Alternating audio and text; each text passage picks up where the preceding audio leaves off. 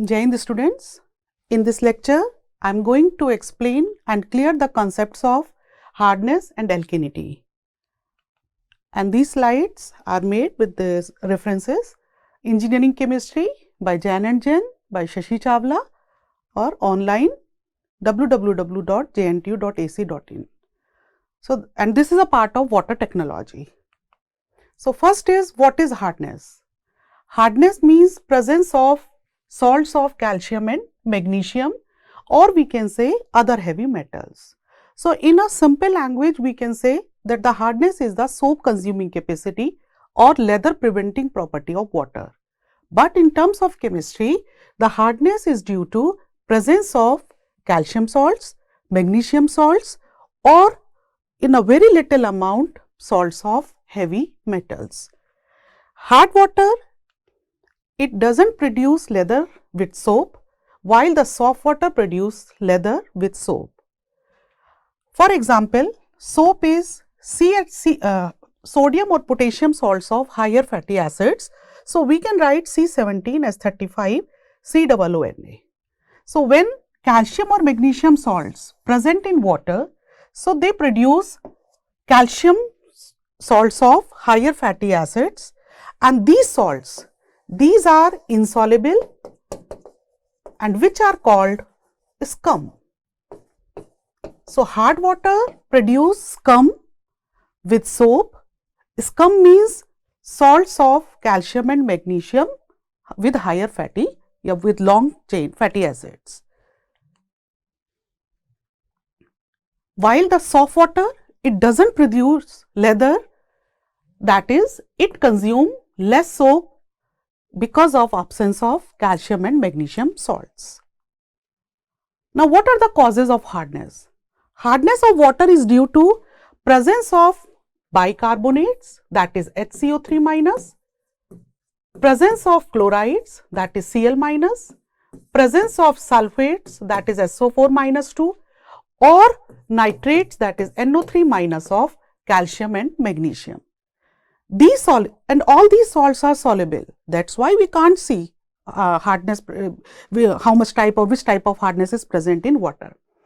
These soluble salts get mixed with natural water because of, first, when the natural water having CO2 flows over the rocks of the limestone or dolomite, then it converts into soluble bicarbonates, that is calcium bicarbonates. So, the water get the hardness.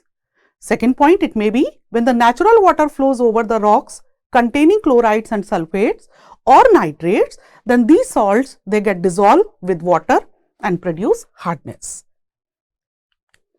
Now, hardness, it is of two types. First is temporary hardness and second is permanent hardness.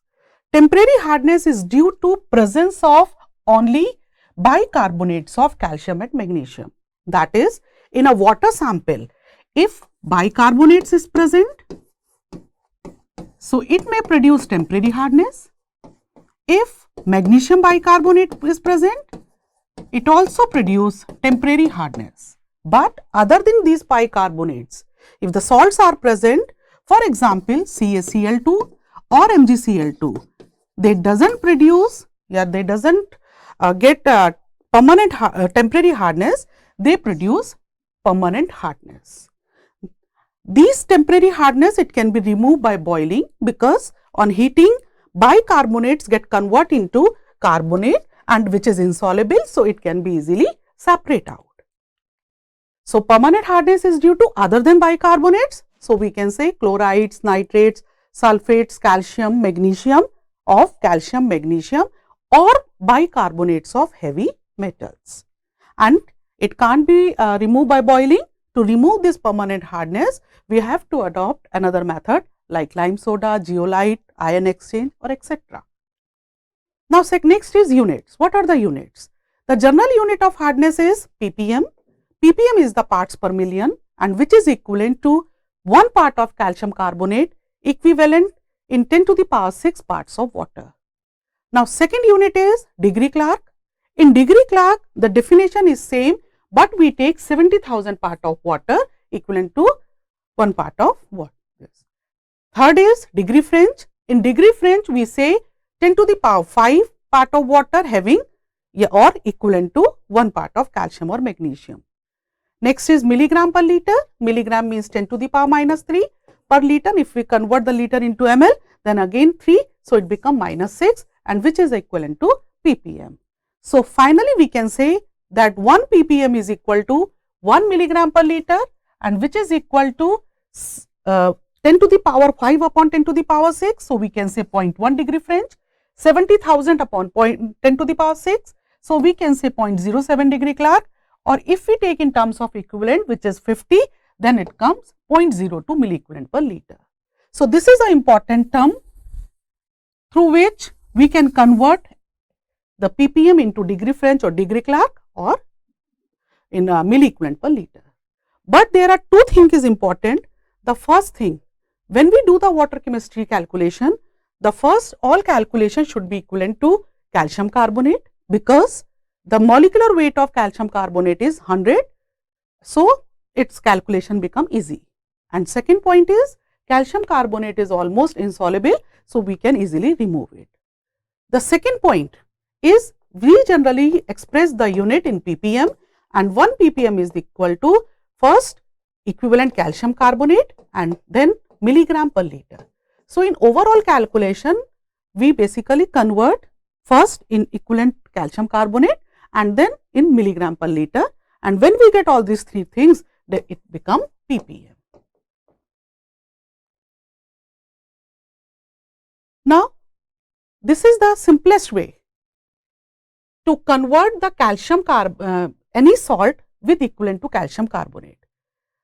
The simple way is, suppose calcium sulphate is given, but to express my result or to show my result, the condition is all data, all salt, it should be equivalent to calcium carbonate, and second is it's in ppm. So, that is we can say the 1 mole of calcium carbonate equivalent to 1 mole of calcium sulphate is equivalent to 1 mole of calcium carbonate. That is, its molecular weight is 136. So, 136 gram calcium sulphate is equivalent to molecular weight of calcium carbonate, that is 100 gram calcium carbonate. So, x gram calcium sulphate, it become equal to 100 upon 136 multiplied by x milligram, and this is concentration is given in milligram per liter, and we convert this with equivalent calcium carbonate. So, we can write ppm. But suppose in numerical 4 or 5 salts are given. So, it is very difficult to show or to calculate all salts in terms of this by this method. So, the simplest way is, if we multiply the concentration of given salt with multiplication factor, so we can simply get in ppm. So, we can say this is hardness. And now, the next point is, what is multiplication factor?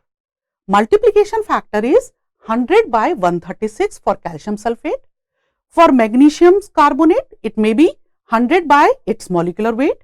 So, it is 100 upon 100 is the molecular weight of calcium carbonate upon N into molecular weight of given salt.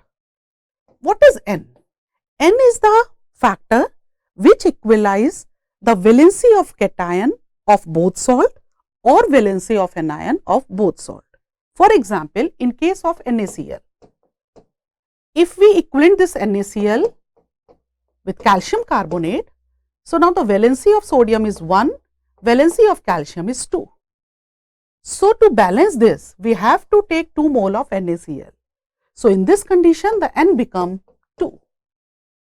For example, in case of OH minus, when we equivalent this OH minus with calcium carbonate, so the OH minus has minus 1 valency, carbonate has minus 2. So, we have to take 2 mole. So, in this case again N become 2. So, simply we can say N is the valency of cation or anion in calcium carbonate and valency of cation or anion in given salt. Is that clear? So, there are two questions. One is, a water sample contains 408 milligram calcium sulfate per liter. This is simple hardness, but the rule is we have to convert this calcium sulfate equivalent to calcium carbonate and then in ppm. So, 408 milligram calcium carbonate. So, we have to find hardness. What is the simple formula? Hardness is equal to given concentration, which is 408 milligram per liter, multiply by multiplication factor. And what is the multiplication factor in terms of calcium sulfate? The molecular weight of calcium carbonate divided by N. N is the ratio, here calcium, in calcium carbonate calcium. So, N will be 1 into molecular weight of this. So, if we solve this, we get 300 ppm. So, the hardness of this sample, it will be 300 ppm. Now, second question, how many milligram of magnesium carbonate dissolve per liter to give 84 ppm hardness? Now, hardness is given. So, 84 is equal to concentration is suppose x multiply by multiplication factor, and multiplication factor of this salt is 100 is fixed upon magnesium has 2 valency, calcium carbonate in calcium has 2 valency. So, N is 1 multiply by molecular weight of given salt, which is 84.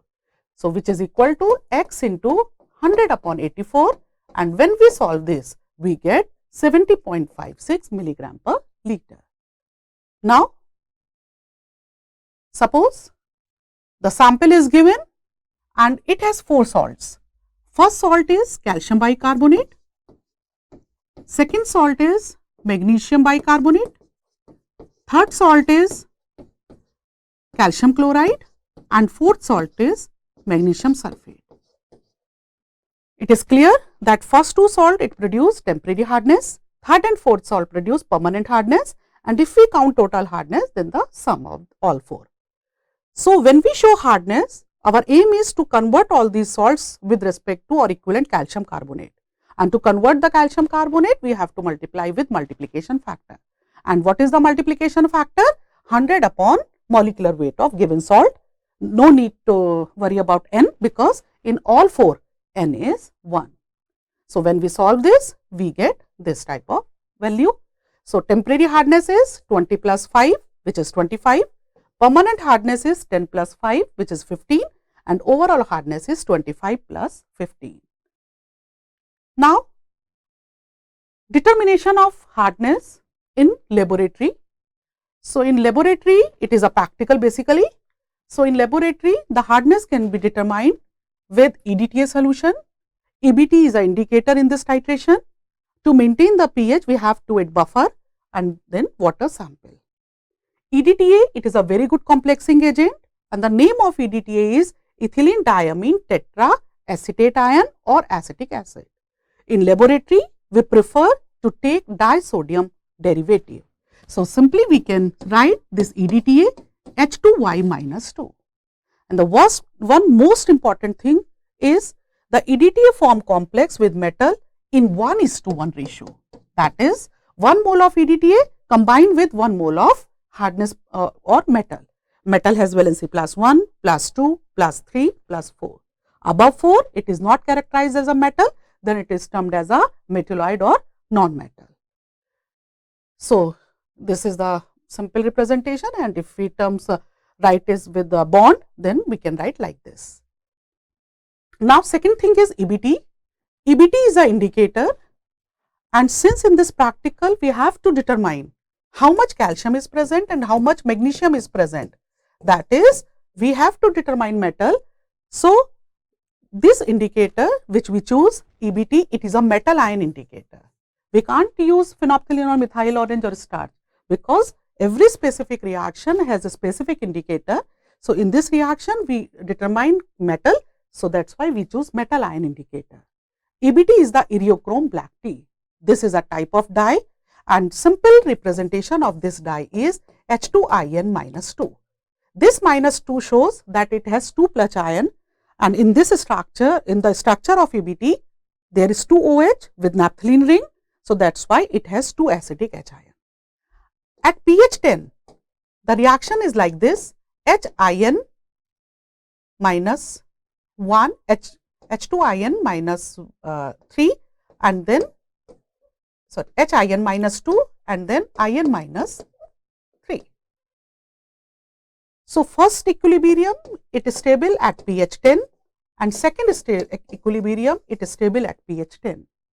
The equilibrium constant of this equilibria is in range of 10 to the power minus 7 while it is 10 to the power minus 12. So, here we see that the equilibrium of this is more stable. So, that is why generally we prefer to take or maintain pH.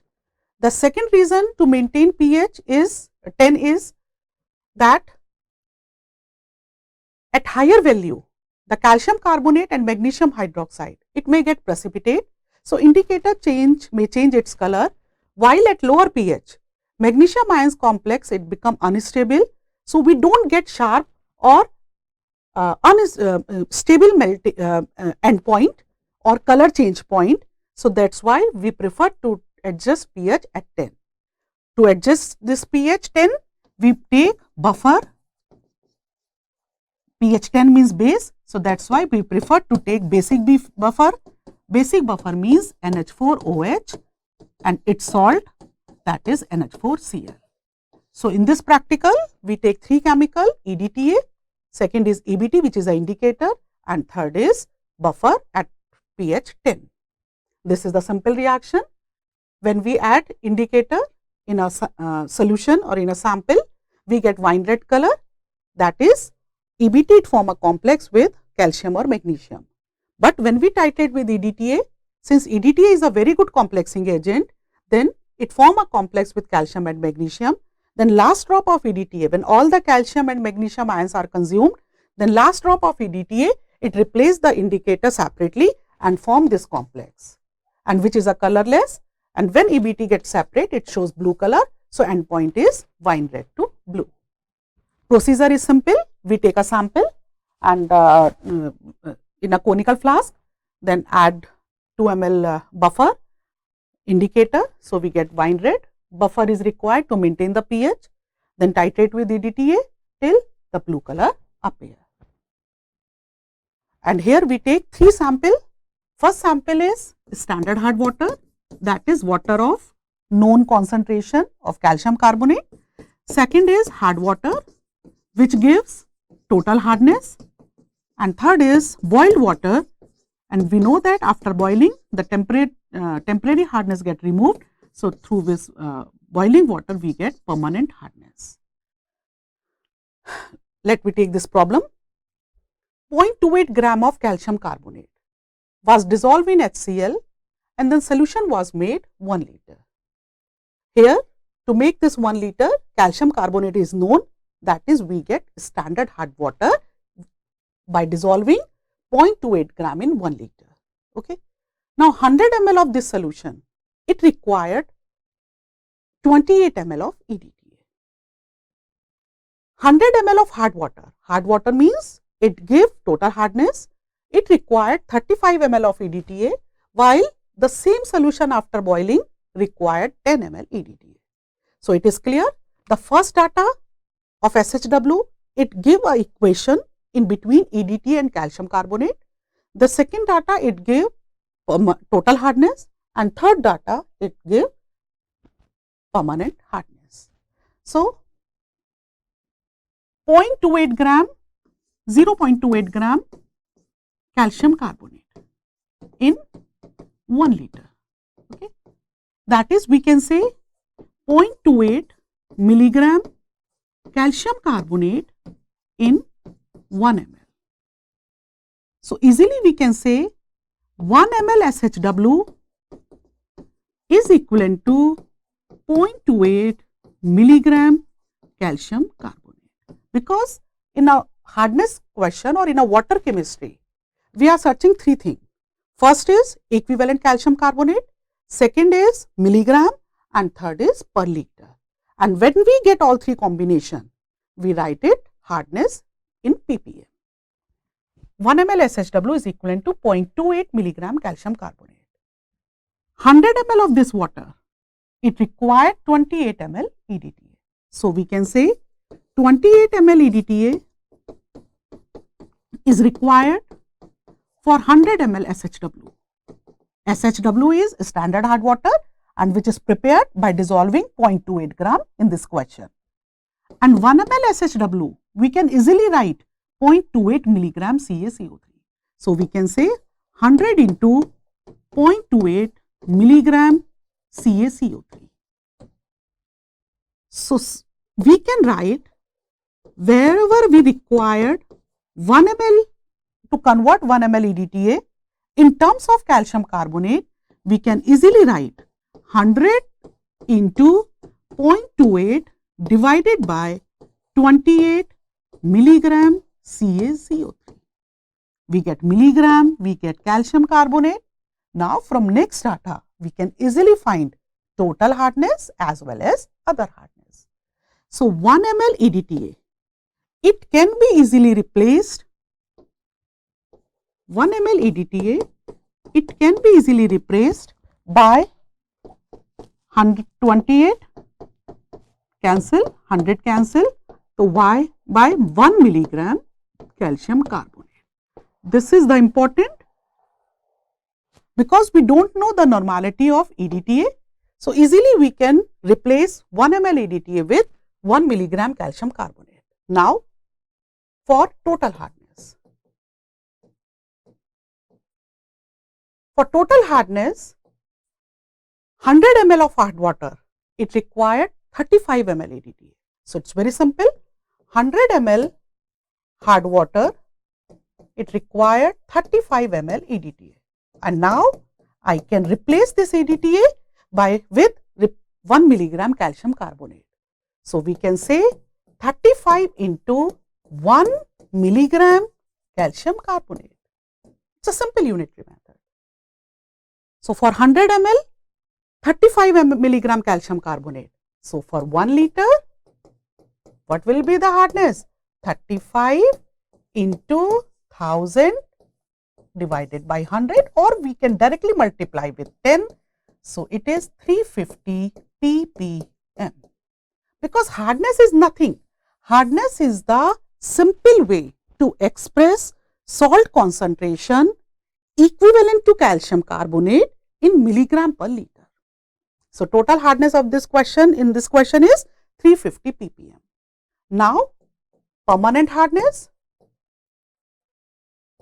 because after boiling data is given and we know that after boiling temporary hardness has been removed. 100 ml of boiled water required 10 ml EDTA. It is a simple method. 100 ml of boiled hard water, it required 10 ml EDTA and 1 ml EDTA can be replaced by 1 milligram calcium carbonate. So, it is a simple treasure hunt where we search calcium carbonate equivalent, milligram and liter. So, which is 10 milligram calcium carbonate, for 100 is this, for 1 liter it becomes 100 ppm. So, temporary hardness will be 350 minus 100 which is equal to 250. Now, second question is this. In this question, it is clear that no standard hard water preparation is given, EDTA molarity is given and we know that normality is related to equivalent weight and which is equal to molarity into molecular weight. And equivalent weight is equal to molecular weight upon 2. So, simple we can say normality is equal to molarity into 2, which is called N factor. So, here 50 ml of water sample was titrated against 0.01 molar EDTA and it required 50 ml EDTA for titration. So, here no need to do this EDTA or standard hard water, directly we can say N1V1 is equal to N2V2. 50 ml water sample. So, water sample is 50 ml, we have to find normality of this water sample which is equal to normality of EDTA. M means molarity, N means normality. Molarity is given. So, what will be the normality? 0.01 multiplied by 2. And what is 2? The EDTA we take disodium derivative. So, the N is 2. So, into 2 multiply by volume. How much EDTA is used? 15. So, the normality of water sample is 0.01 into 30 upon 50. What will be the strength? Strength is equal to normality into equivalent weight. In water sample, we don't know which type of salt is present. So, directly we can take calcium carbonate. So, strength is equal to normality into equivalent weight of CaCO3. And unit of strength is always gram per liter. Now, normality is 0.01 into 30 upon 50. Molecular weight of calcium carbonate is 100. It's 2 valency. So, equivalent weight will be 50. 50 to 50 cancel, gram per liter. Equivalent CaCO3. Now, equivalent CaCO3 and gram per liter. So, directly gram can be converted in milligram. So, we can say 300 milligram per liter calcium carbonate, and which is ppm. So, what will be the total hardness? It will be 300 ppm. After boiling, 5 ml EDTA is required. So, again we put N1V1 is equal to N2V2, but in this case, now boiled water is given. So, directly normality volume is 50, but here we get normality of EDTA is 0.01 into 2. Now, the volume will be 5. And when we solve this, we get 100 ppm. And temporary hardness is total minus permanent, and which is 200 ppm. So, there are two ways, two methods for solving the hardness problems.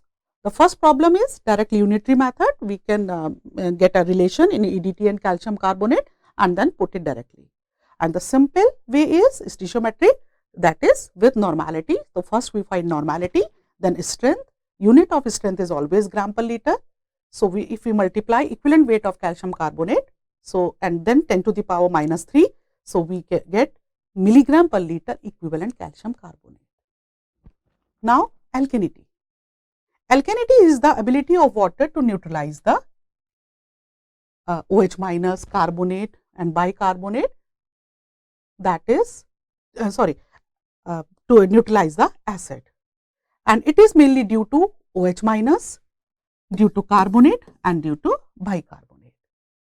If you do not remember these 3 points, just think about base NaOH, that is OH minus, sodium carbonate, baking soda and washing soda, that is CO3 minus 2 and HCO3 minus. So, ability to neutralize this. So, OH minus we get H2O, carbonate, bicarbonate, and bicarbonate then neutralize in H2O and CO2. The first two neutralization shows with respect to phenolphthalein endpoint, that is for complete neutralization of OH minus and half neutralization. Why we are saying half neutralization? Because neutralization of carbonate up to bicarbonate.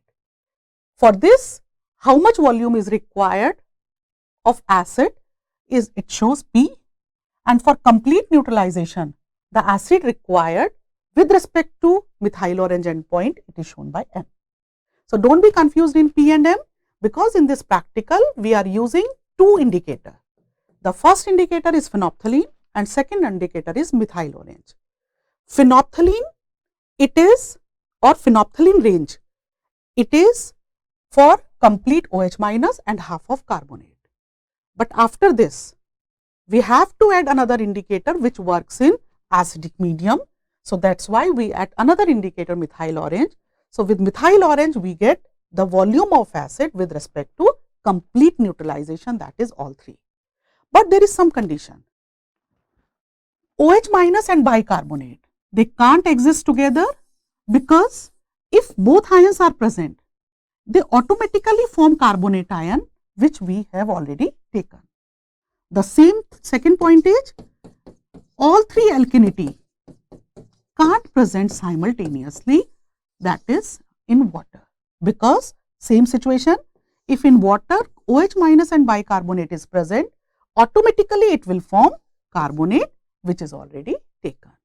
So, alkalinity, it may be due to individual OH minus, individual carbonate, individual bicarbonate, OH minus plus carbonate, OH minus plus carbonate, carbonate plus bicarbonate, and then last option, that is OH and bicarbonate, is not possible. these are the structure. Now, this is a table where we get or from we get the how much alkalinity is present. So, in this case, if P is 0, P is 0 means OH minus, carbonate and bicarbonate, and first two shows P, all shows. So, if P0 means OH and carbonate is nil, that is one in water sample only bicarbonate will be there. If P is m by 2, P is m by 2, it means only carbonate is there, which is 2P. So, the first, if we want to solve the question, the first aim is to find P and M. P is the volume of HCl with respect to phenolphthalein endpoint, M is the volume of HCl with respect to methyl orange endpoint. So, just do this OH minus and carbonate initially with respect to P is present, and after neutralization carbonate get convert into bicarbonate. There may be a possibility that bicarbonate is already present. So, then all bicarbonate it get convert in H2O plus CO2. Now, suppose with respect to phenolphthalein endpoint, let P is 4 and with respect to methyl orange endpoint, let P is 8. P means OH minus and carbonate is there. So, let us suppose OH minus is 2 ml and carbonate is 2 ml. M minus P is bicarbonate. So, it is given that bicarbonate total mole is 4 and 2 mole are coming from the carbonate. So, already present will be 2, but there is another condition that OH minus and bicarbonate can't exist together. It means in water sample both ions cannot be present together. So, that is OH minus and bicarbonate, they are equivalent, they will form carbonate. So, the carbonate will be 4 and then 4, that is 8 ml. So, what will be our observation? The volume of acid for OH minus nil, the volume of acid for carbonate is 4 and then next step 4, that is 8 ml. The volume of acid for bicarbonate is nil. Now, suppose this is the problem. A sample was alkaline to both phenolphthalein and methyl orange, and the data is P with respect to phenolphthalein it is 6 ml and with respect to methyl orange it is 10 ml. Okay.